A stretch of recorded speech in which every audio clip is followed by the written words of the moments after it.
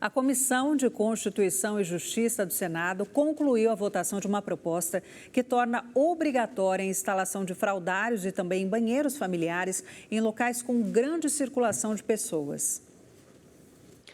O texto estabelece que os ambientes também tenham de ser acessíveis, ou seja, adaptados para a utilização de pessoas com deficiência ou mobilidade reduzida. O descumprimento da ordem, de acordo com o projeto, poderá levar a punições. Antes de se tornar lei, caso não haja recurso para votação no plenário do Senado, a proposta passará por votação na Câmara dos Deputados. Segundo o texto aprovado pela CCJ, a obrigatoriedade de instalação dos espaços valerá somente para estabelecimentos de grandes circulações de pessoas, como hospitais, universidades e centros de convenções e comerciais. No Distrito Federal, já há uma lei local que obriga a construção desse tipo de espaço. As construções que já existem não precisarão cumprir com a obrigação. A medida só será obrigatória em reformas ou ampliações. Se não for possível a instalação dos espaços, o projeto estabelece que os banheiros já existentes deverão contar com equipamentos para a troca de fraldas.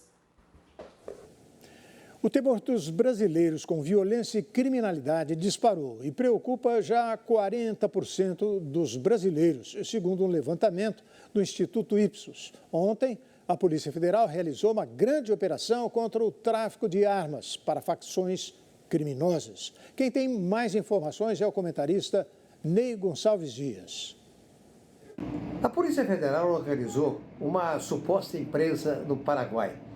Essa empresa faria a intermediação entre a compra de armas dos Estados Unidos, na Croácia ou em outro país da Europa e entregava a intermediários brasileiros na fronteira do Brasil com o Paraguai. Pois bem, nas últimas décadas, a principal queixa, o principal problema do brasileiro era ora educação, ora saúde. Eles se alternavam de acordo com crises e com situações agudas que aconteciam, ora na saúde, ora na educação. Só que, por coincidência, vejam, senhores, nos últimos 3 anos, a principal queixa do povo brasileiro dizendo que o principal problema do país é a segurança pública. Isso está nas mais recentes pesquisas.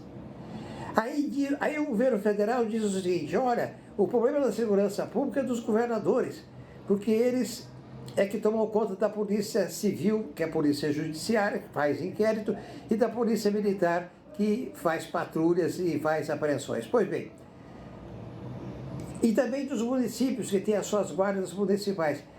Mas não é muito correto assim, não. Vejam, senhores, o seguinte: as maiores ações no país são da área federal, são da Polícia Federal. Se você observar, se você fizer uma agenda, toda semana há uma ação contra o ilícito feita pela Polícia Federal. Pela Polícia Federal, com relação ao crime organizado e com relação a outros ilícitos. Saiba o senhor que a Polícia Federal está decidindo essa semana se vai fazer uma operação padrão. Ela reivindica aumento de salários e uma correção nas funções que os profissionais exercem. Padrão é aquela que eu não paro, mas também não faço muita coisa. E após um médico ser atacado por um paciente dentro de um posto de saúde em Belo Horizonte, Minas Gerais, a Prefeitura da capital reforçou a segurança nas unidades de atendimento com mais de 150 guardas municipais. Mais detalhes agora com Rafael Martins, aluno do curso Oficina da Mídia Repórter TV. Foi preciso o reforço da segurança para acalmar os ânimos nos postos de saúde de Belo Horizonte. São 152 agentes de olho no movimento de pacientes. Isso tem um porquê. Segundo dados do Observatório da Segurança Pública, neste ano, de janeiro a setembro, foram registrados 81 casos de agressões nos postos de Belo Horizonte. Neste posto, no bairro Paraíso, na zona leste de Belo Horizonte, foram 2 casos neste ano. Uma paciente jogou uma prancheta em uma médica e outra pessoa agrediu uma enfermeira. As reclamações foram por causa da demora no atendimento. O secretário de Segurança Municipal, Genilson Severino, explicou que as imagens do caso de agressão já estão com a polícia para investigação e não foram liberadas para a imprensa. Ele observa que os agentes vão conter casos futuros de agressões, mas que trabalham também com outras medidas para garantir a tranquilidade nos postos. Nesse momento a gente percebe que não é só a segurança que vai resolver, não. Nós vamos também ter que intervir no horário de atendimento, mas efetivamente algumas ações a prefeitura tem feito.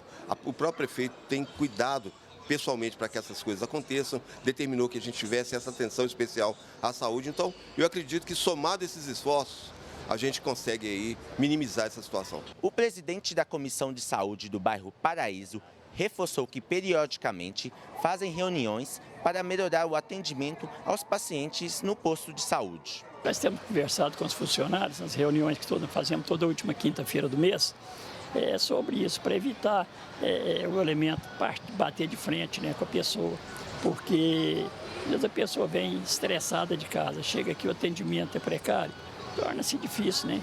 Mas já está sendo resolvido. Acho que a partir de janeiro vamos ter boas mudanças, certo? Associações e empresas de vários setores, como os de tecnologia, comunicação e de entretenimento, lançaram nesta quarta-feira a Aliança pela Internet Aberta, um movimento contrário à possível criação de uma taxa de rede para subsidiar parte dos custos da infraestrutura da internet. Essa taxa é defendida por algumas operadoras de telecomunicações e seria repassada para provedores de conteúdos e aplicações. A ideia é analisada pela Agência Nacional de Telecomunicações, a Anatel, que prevê nova consulta pública sobre o tema.